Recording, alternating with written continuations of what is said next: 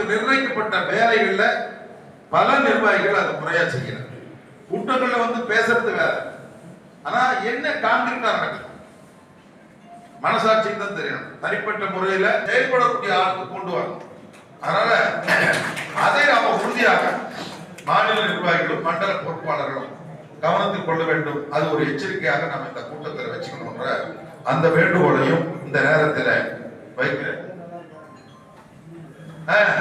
அதே போல மாநில நிர்வாகிகள் மண்டல நிர்வாகிகள் வாழ்நாள் உறுப்பினர் மத்திய தொழிற்சாலைகள் சட்ட அடிப்படையில் கம்பெனி ஆக்ட்ல தான் பதிவு பண்ணியிருக்கிறோம்.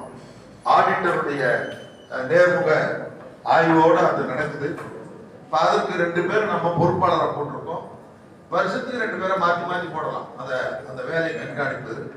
அது நிதி அதிகமாக வந்தா ஒரு திண்டுக்கல்ல நல்ல ஒரு ப்ராஜெக்ட் வருதா அங்க இன்வெஸ்ட் பண்ணி அங்க லோக்கல்ல பார்க்கலாம். டிவிடெண்டா ஆண்டுக்கு ஒரு முறை கொடுக்கிற பொழுது அது வந்து ஒரு இந்த அமைப்புல சேர்ந்தோம், ஒரு கம்பெனியை தொடங்கி இருக்கிறோம். அதுல எனக்கு வந்ததுன்றது மட்டுமல்ல, எதிர்காலத்தில் இதை முறையாக அமைப்பை தொடங்க சொன்னவரே அவர் தான் என்கிட்ட. என்னமா தெரியல, அதை வந்து கசப்பா பாக்குறேன். ரியல் எஸ்டேட் அமைப்பு என்பது கிறுக்கல இணைப்பு பெற்றிருக்கிற பல்வேறு அமைப்புகள்ல ஒன்று. அதை வளர்த்தெடுக்க வேண்டிய பொறுப்பு நேரா வரல. அதை அப்படி கொண்டு வந்து எனக்கு கண் கூட நம்ம பார்க்கணும். கடலூர் நிர்வாகிகளுக்கும் சில சந்தேகங்கள் இருந்து அப்புறம் நம்ம நிவர்த்தி பண்ணிட்டோம். இப்ப கடலூர்ல கிறுக்கு கூட்டம் போடுறோம், அதுக்கு ஈக்குவலா அந்த ரியல் எஸ்டேட் தொழில் செய்யற கூட்டம் வந்ததா இல்லையா? இன்னைக்கு அது நமக்கு பலம் தானே. நாளைக்கு ஒரு மாநாடு நடத்துறோம், ஒரு போராட்டம் நடத்துறோம்னா அவங்க ஒரு 200 பேர் நிற்பாங்களா இல்லையா? அப்ப இதை வந்து இந்த அமைப்பிற்கு ஒரு போட்டி சங்கமாக கருதக்கூடாது. இது வந்து வாழைக்கு பக்க கன்று இல்ல, ஆலமரத்துக்கு விழுதாக்கு ஒரு தெளிவு கூட்டம். இது ஒன்று. இன்னொரு பிரச்சனை நம்ம பொருளாதாரத்துக்கு தான் இருக்கு. அது நீங்க பல பேர் சொல்லி இருக்கலாம். அத என்று ஒரு மிகப்பெரிய பின்னடைவான ஒரு கருத்தை அவர் மனசில் போட்டிருக்காரு.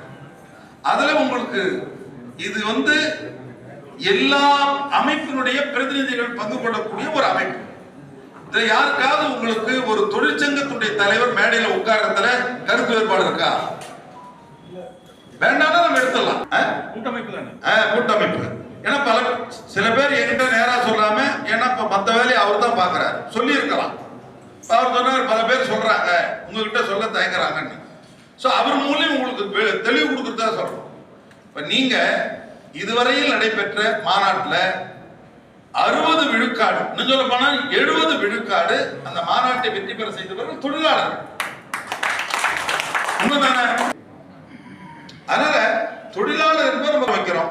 கிறுக்கில் எவ்வளவு பேர் வந்து வீதியில கொடி பிடிச்சு நிற்போம், எவ்வளவு பேர் வரும். தொழிலாளருடைய பிரதிநிதித்துவம் இதற்கு இணைப்பு பெற்றிருக்கு. நம்ம அவர்களை போய் மேடையில் உட்கார்ந்தா இது முதலாளி அமைப்பு என்கிற அந்த ஒரு தவறான எண்ணம் உங்களுக்கு யாருக்கும் இருக்கக்கூடாது என்பதை பொருள். இந்த எண்ணம் வாழ்க்கையில எந்த காலத்திலையும் வரக்கூடாது.